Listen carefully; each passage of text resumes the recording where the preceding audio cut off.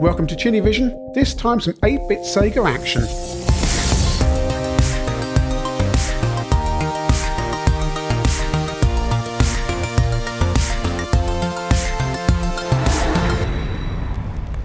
People often say to me, hey Chinny, what games console should I start off with for collecting? And sometimes they're surprised when I say the Sega Master System. Indeed, it's a console that I started collecting for about 2003, something like that, when nobody wanted them.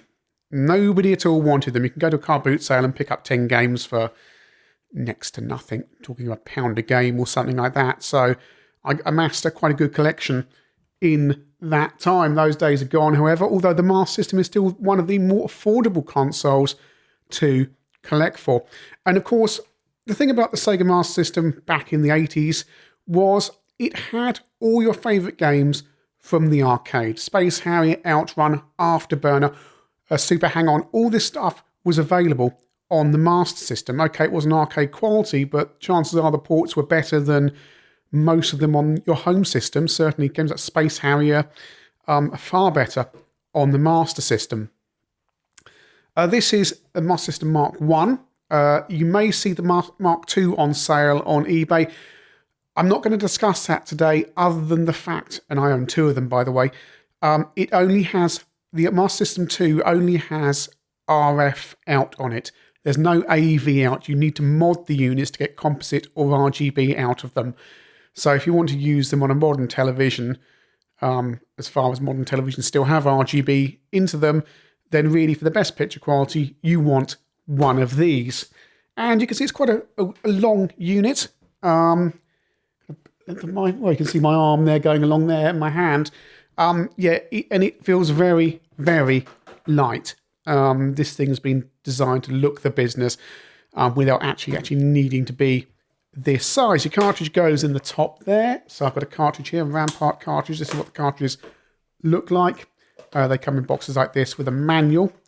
And when you're collecting games, you will be able to pick up games cheaper when they don't have a manual in them. And some of them will be missing manuals. And the cartridges look like that. And just slot in there. Just needs a little bit of a shove, as cartridges always seem to need to. Oh, let's pop that out. On the top, we've got this little diagram, which are beloved of hi-fi manufacturers and Amstrad at the time. The 464 has one of these: cartridge, power on, card, control 1, control 2, and TV system, and a reset button there, and a pause button there. And also this little card slot down here that takes little cards that contain games on them. They're not rare, but they're hard to come across. I don't actually have any. Only some of the early games with very small ROMs have games for the cards. So you can see how thin it is. It's like a credit card thing in there. Probably should have got one in for this review. And you've got your joystick ports down there. Down here you've got power button. On, off, nice, satisfying hi-fi type click. Around the back, only things down here, and I'll angle this up for you.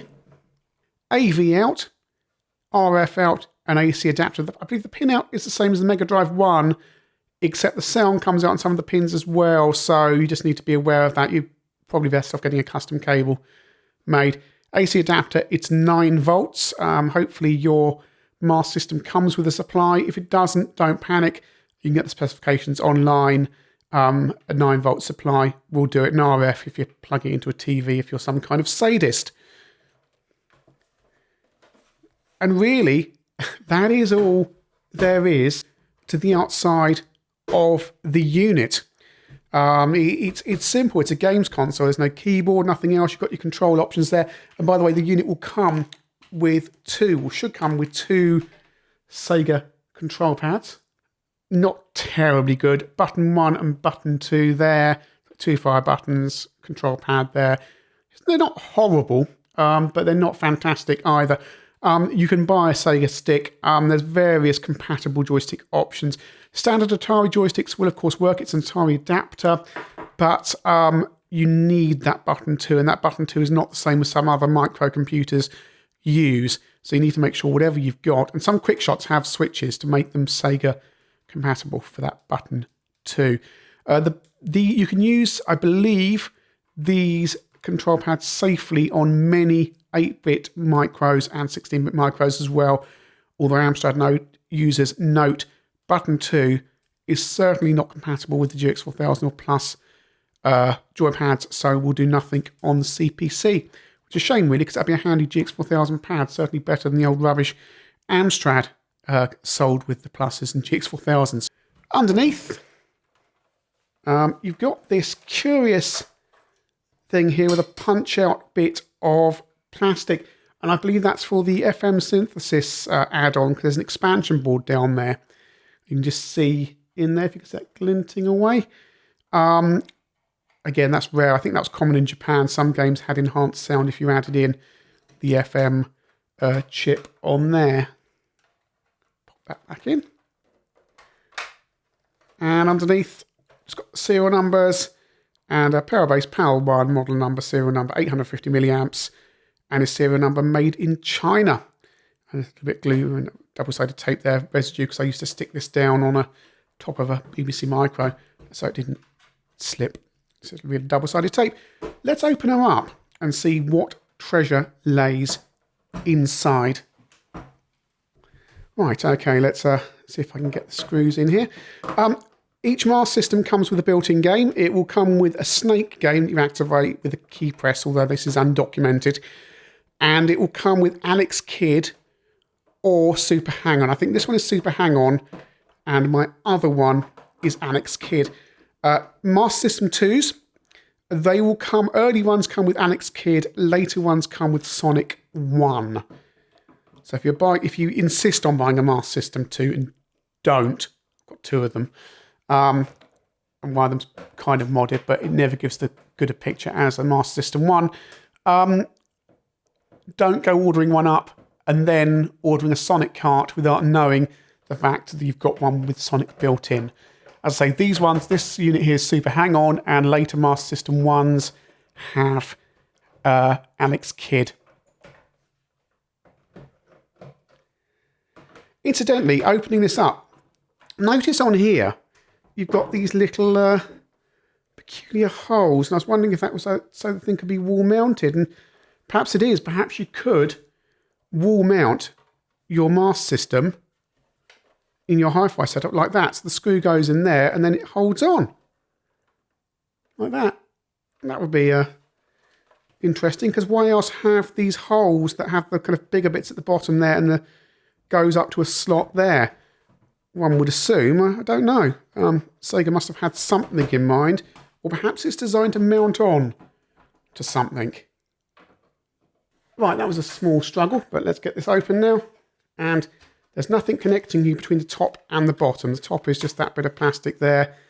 Don't know why it's being difficult. I think something might have just caught there. We'll get rid of the top and have a look at what we've got. Got a bit of dust. Now, I did clean this one out when I got it, but obviously it needs another clean. You can see the areas where the dust will get in. That card slot appears to be one place where that could get in. And we've got a manufacture date, 27th of October, 1989. So there's not an awful lot in here, really, apart from dust. But I say it's probably about 5 years since I got this unit, and it was all cleaned out. But machines get dirty, and I could clean this off for you. But this is why you need to open up your machines every so often, just to give them a quick clean out, especially when you've got gaps like that there, where dust can get in. It's those areas, it's that area there, where dust, no matter how clean your house is going to get in. There's a cartridge slot up there, so you can see exactly how that slots in there, sitting on there. Basically, it's a system ROM in there. The machine is nothing without RAM part in there. Well, no, it is actually, because you've got a cartridge game in there, of course, Super Hang-On. So it has some kind of basic system ROM in there. That will override anything like that. This also proves as well, when you plug in carts, by the way, this dust, is it can get, no matter how clean your carts are, dust can get into the connector there. Your 2 joystick ports are there. That's your LED there. There should be on here as well, wherever the buttons are there and there. They are the little buttons. That's your reset button there, and that is your pause button there. And there's 2 little mouldings on the top case that press into those. They can get a little bit grotty, and there's nothing really you can do about it. Sometimes you have to press quite hard. It's just, it's cheap and cheerful design where there's just basically 2 little buttons on the main board there. Not with too many capacitors around compared to some other machines. You've got 1, 2, 3, 4, 5, 6, 7, 8, 9, and a few under the RF unit as well. They look in fairly good condition. Going to leave those well alone. Z80 processor is up there. Date code for that is week 37, 1989. That tallies with the date down there as well. That's October 1989. This must be quite late for a Super Hang-On unit. Perhaps it was the following Christmas they put Alex Kidd on, then it was Sonic the Christmas after that. Down here you can see that big beefy power switch. This kind of wobbliness here doesn't give justice to the quality of... You hear that? You don't get switches like that anymore, do you? I'll bring it up to the microphone for you.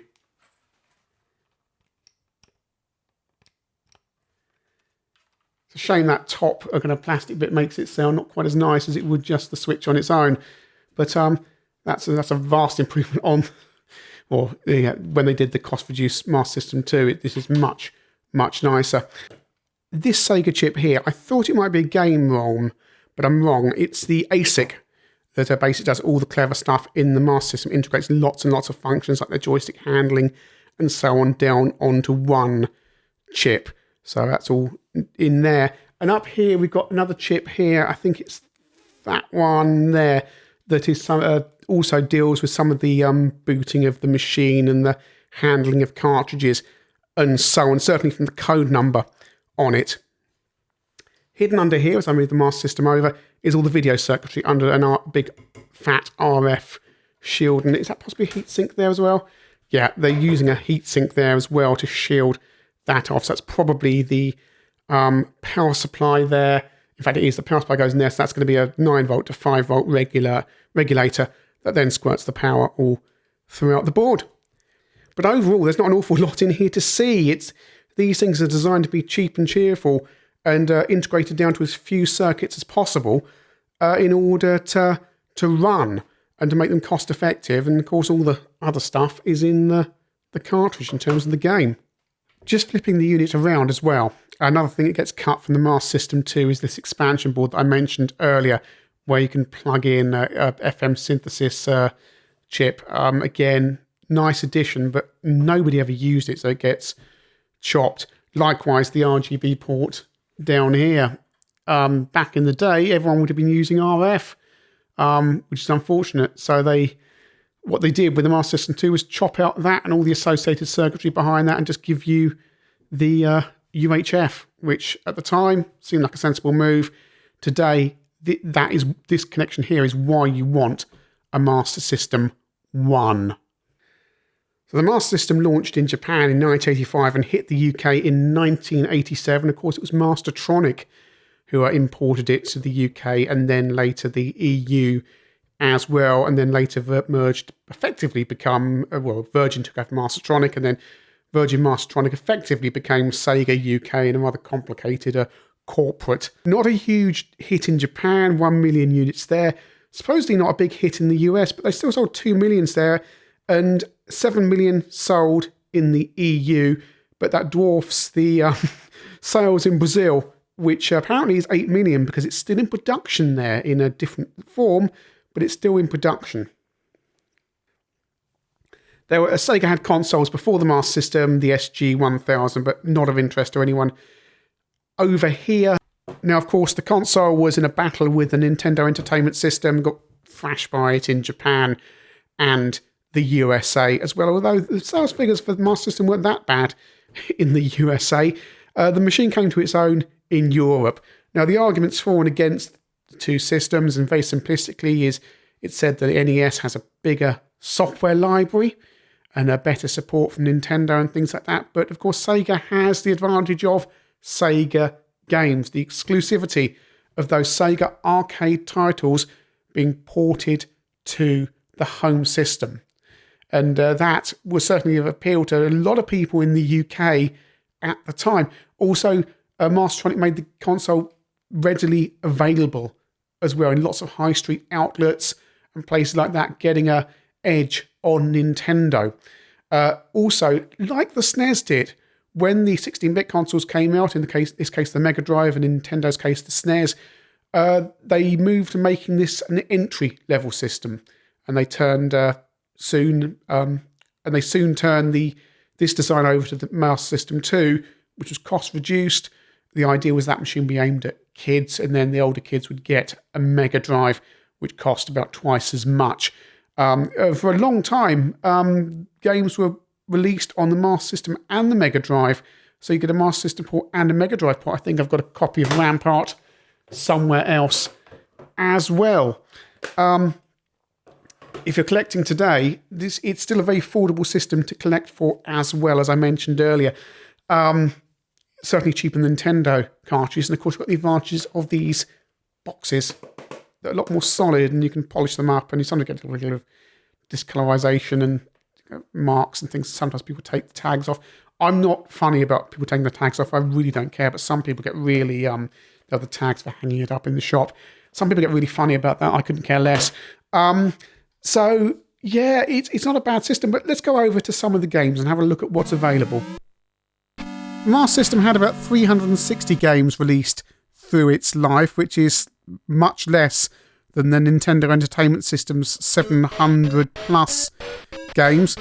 The cartridges themselves up to 4 megabits, or they fed the cards, they were 256 kilobits. So the first game most people would have played would have been Hang On, but there's another game built into the Master System as well, and it's Snail. And you get that by holding down a couple of buttons when the console boots up. And it's a very simple game. You guide a snail through a maze when some music plays. Very simple. But the main game on this Master System is Hang On. Some people will have Alex Kidd. My other Master System is Alex Kidd. Hang On, a very competent port of the arcade game. You get a good impression of the machine's colours and graphics capabilities, although this game is basic by later Master System standards. The console has 64 colours, which 32 can be on screen at once. But of course, what people wanted was the Sega arcade conversions, such as Space Harrier. And these were initially what you saw advertised in adverts in the back of computer and video games before the big money advertising started as well. We're talking about 1987 or 8. I saw games like Space Harrier, and this is Afterburner, which is a very competent port to the system as well. But Space Harrier is a little bit too slow. And remember as well, these consoles are 50 Hz in the UK, not 60 Hz. So you've got a little bit of black bars at top and bottom and a little bit slower. There were 1.6 million consoles sold in the UK and had its biggest success in the early 90s compared to Japan, where the last game was released in 1989. And this is Outrun, another top title that would have appealed to people back in the day, not necessarily now. Getting a Master System today, you can be more interested in things like the port of Rainbow Islands, which, while it's not completely faithful and has different music, is a very competent port for an 8-bit system. Very small sprites, not much flickering. New Zealand Story, very interesting version as well, has a different level layout to the other versions, so it's kind of worth checking out as well. Very colourful and smooth. No flickering, which some Master System games do suffer from. This is Fantasy Zone 2, the whole Fantasy Zone series. Fantasy Zone 1, Fantasy Zone 2 and Fantasy Zone The Maze is available on the system. Of course, it's a shoot 'em up where you get credits for shooting things and then you buy things. Perhaps the Psygnosis saw this when they were producing Blood Money, except this is far more Japanese and colourful. Sometimes some of the graphics get lost in the background, but you can see how colourful and vivid the Master System is. Some great music as well. Sound chips, 3 channel and 1 noise channel. Very similar to the AY chip in the Amstrad and the Spectrum, perhaps a little bit more plinky plonk. Alex Kidd in Shinobi World is again a top title for the system. Very enjoyable, and it's Alex Kidd. Well, in Shinobi World, It's a nice combination of the games. Very nice graphics and sound. This is the wrestling game that everyone knows. You would have seen the famous cover of this because everyone brings it up. Actually, despite the rubbish cover, it's quite good. I picked this up in the shop and start of this year, actually. And it's quite fun. You get to pick up chairs and smash them over your opponents' heads. Of course, you've got Sonic, and this is Sonic 1. This comes built into later Master System 2s. And a very competent port. Some people say it's too slow and not as good as the Mega Drive. Hey, this is an 8-bit. Name me other 8-bit games that can move sprites around this fast. Look how pedestrian Mario is on the Nintendo Entertainment System, and how fast and well this moves. And this is on 50 Hz as well. On 60 Hz, it's even faster. And of course, look, this is the version that's on the Game Boy as well, which looks even more impressive on that small screen. Very impressive port of the game. The sprites are very small, but again, you got to remember this is an 8-bit budget system with effectively early 80s hardware, and it's lovely and colourful, and it moves fast, and it has nice audio. The thing about the Master System is many of your other favourite games are on the system, and this is Rampart, ported by Domark, or released by Domark, and there's many examples of games like this, like Paperboy and Super Space Invaders, that you may have played on your home micro, but and also there's very good versions available for the Master System. Cool Spot is a game that you will have seen on other 16-bit systems that has amazingly been ported to the Master System. This is due to the fact it had quite a long life, or it was still selling in years like 1993 and 1994, where the 16-bits were taking over, but Master System sales were still good in Europe, so some of these 16-bit games got ported to the Master System. This includes games like Cool Spot and Xenon 2. Sometimes it works, sometimes it doesn't. Cool Spot's kind of in the middle because I never thought particularly much of it as a game anyway. And I think Sensible Soccer is available as well. I think I'm right in saying that. There's quite a lot of examples of games like that you wouldn't believe were released on an 8-bit system, but actually were. So that's the Sega Master System, a very interesting console and a very easy console to collect for. A good starting point for anybody wanting to get into 8-bit console gaming. It has RGB, so you can plug it into a modern screen and have a high quality picture. The games don't cost too much. The library, for all people saying the Master System has a small library, it doesn't. It has a massive library of games, and they're cheap and easy to get hold of as well. This doesn't have the mysterious kudos that I simply don't get of Nintendo systems, of the NES. In the UK, as I've mentioned previously, the NES didn't sell that well, and actually, if you knew anything about games, you wanted one of these because it had the arcade games, the games you saw when you went to Southsea, when you went to the Isle of Wight, when you went to Bournemouth, when you went to a seaside resort where there was an arcade. You saw the games there that you could get for the Master System, and that made the Master System cool.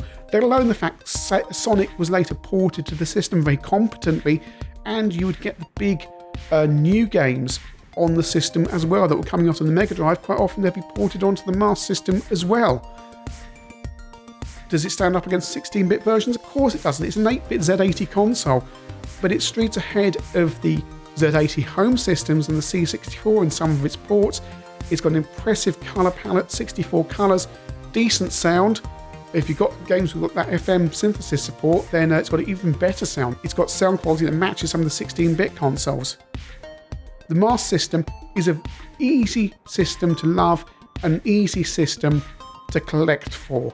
I strongly recommend you go out there, grab yourself one and start picking up games cheap, because they can be really, really cheap. There's no risk when you're doing that either, because if the game's rubbish, it doesn't matter. That's something you can stick on the shelf and go and buy another game. For me, the Master System is the top UK, and I repeat that, UK home console 8-bit system, and it's one that I think you simply have to own.